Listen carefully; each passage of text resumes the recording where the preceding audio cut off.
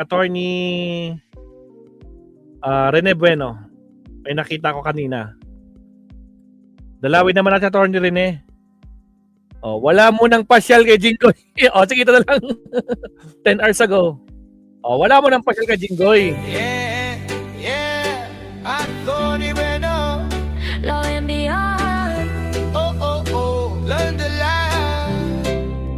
Know you're right. Hindi, kay Jinggoy, it's not actually a lookout. Ano to eh, ang tawag nila dito, precautionary hold departure order issued by the Regional Trial Court. Ayan, ay, medyo may kaibahan to dahil ito ay sangayon sa panuntunan ng ating Korte Suprema na kasi nung araw, alam mo, partner, hindi ka pwede maglabas ng hold departure order kapag hindi pa sasampa sa husgado ang kaso. Okay. So, yun ang sinasabi mo kanina, lookout lang. Oo. Patingin-tingin ka lang gano'n. Wala kang pakialam basta nakita mo lang, no, partner, no. Ay, nandun. Okay na yun. Oo. So, pero ngayon, kahit ang reklamo ay nasa estado pa lang ng preliminary investigation sa Department of Justice, sa opisina ng Piskalya, ang Department of Justice or Fiscal ay pwede nang humiling sa Regional Trial Court na maglabas ng precautionary hold departure order upang hindi makatakas ang isang respondent sa isang kriminal na kaso.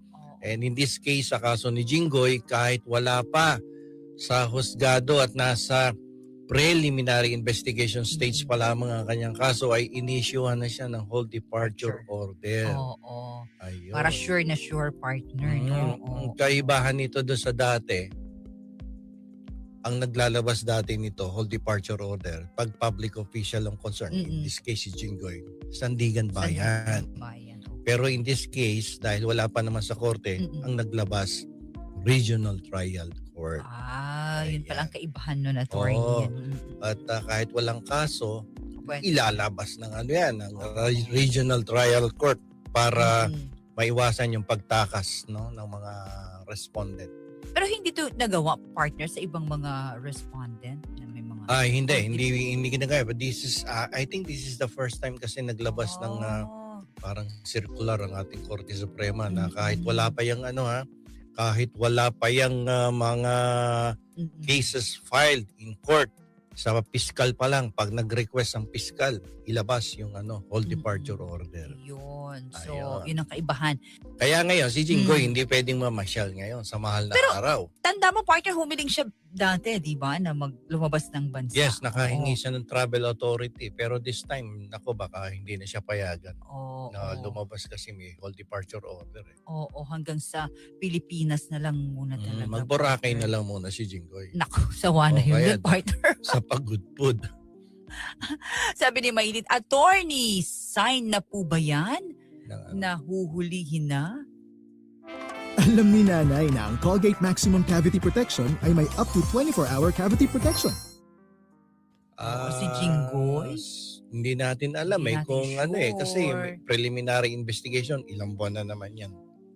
No, kasi sa preliminary investigation, yung reklamo, pasasagutin si respondent si Jinggoy. Pagkasagot ni Jinggoy, pwedeng kontrahin uli yun ng complainant. Pagkatapos hanggang 2 sagutan yan o 3. Pagkatapos nun, dun lang gagawa ng resolusyon. Yung resolution, pagka nagawa na ng investigating fiscal, pinapa-endorso pa yan sa pinakahepe na fiscal. No? So, iba to ang proseso nila, partner, na tatahakin o tinatahak ni former Senator Bong Revilla. Yung kay Revilla na isampa na kasi sa Sandigan Bayan. No? Kaya na-issuean siya ng warrant of arrest. No? Yung kay Jinggoy kasi, kay Cheese, tsaka dito kay Villanueva, ang nangyari dito, ang recommendation is for preliminary investigation.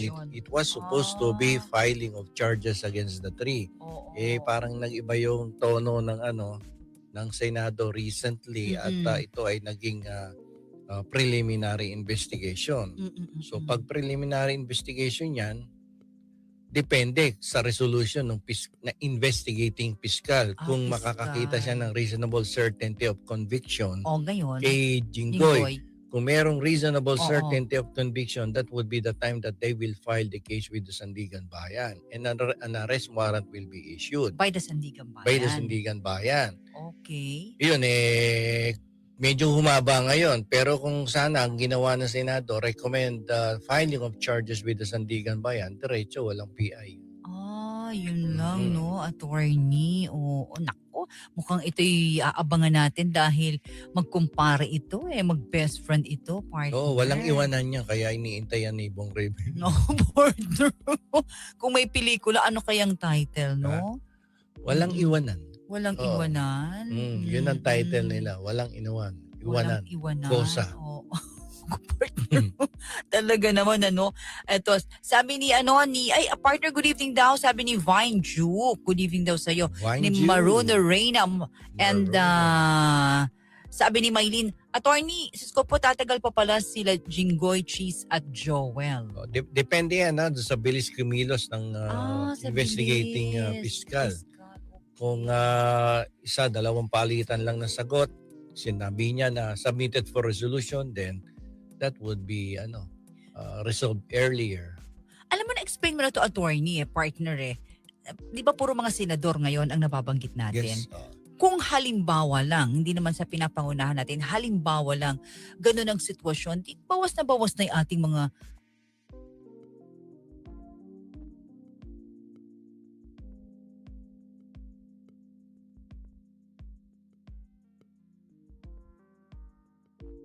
yung ating Senado, partner. Yun na nga ang sabi ko nga sa'yo, parang hindi natin maintindihan kung ito po ay isang political strategy or isang pagkakataon lamang. Sapagkat kung mapapansin mo, lahat ng oposisyon na senador na humahadlang sa impeachment ng ating kasalukuyang vice presidente ay isa-isang malalagas to dahil sa mga isinampang reklamo laban sa kanila. Oo. At kung yan lahat ay madadala sa kulungan, either domestically at yung dalawa naman international, Oo. ay mauubos sila dyan sa Senado at ang matitira dyan si Cayetano, si Marcoleta, Oo. sino pa? Sila Lauren. Si Lauren, administrasyon yan Administrasyon. So tatlo ang maiiwan from the opposition. So definitely, in time for the filing of the impeachment complaint with the Senate, ay definitely the majority, the administration senators will be able to convict Vice President Sara Duterte because they need 16 votes, That would be the 2/3 votes. scenario. Okay, so iniisa-isa. So hindi natin alam po ito ay well planned o nasa master plan talaga way back to 2025 o nagkakataon lamang. Pero ako naisip ko na to noong last year July pa lang sabi ko, sabi mo if I were the president, iisa-isahin ko yan. Really, partner? Yeah. Miski tanong mo doon sa isang vlogger na si Mike Cervera, nagkwentuhan kami sa EDSA Shangri-La Hotel. Oo. Nagkikwentuhan kami tungkol sa impeachment kasi sabi niya malabo. Sabi ko kung if I were the president, isa-isahin ko yan. And that would be the scenario pagka naano sila lahat, Kasi lahat yan may sabit sa graph Sabi ko gano'n, puro kakasuhan ko graph. isa-isa yan. Hanggang maubos sila dyan, tsaka ko papailan ng impeachment yung vice president. Naku. And ito na nga. Ayan na nga. nangyari na. Sabi dito, attorney, magandang gabi po. Sabi ni Maylin, halimbawa po, nabawasan ng Senado. Need pa din po bang 16 na vote para makonvict si Sara sa impeachment po? Kasi hindi pa naman sila resigned or removed from office. They are just serving the penalty of the cases na isinampa sa kanila. Oo.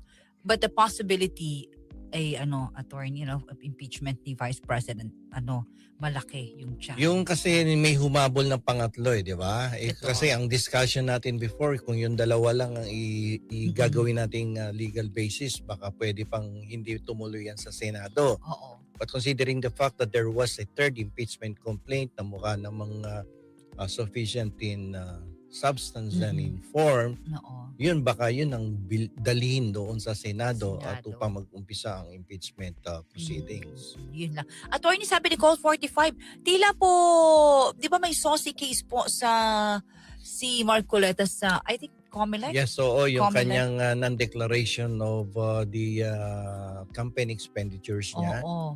At Tahimik hindi yun, din no? nakalagay doon sa kanyang statement of assets and liabilities. Oo. So ang iniintay ngayon dito yung aksyon ng Comelec na hanggang ngayon ay hindi pa Wala. kumikilos. Tahimik, no, tahimik attorney? si Comelec, no.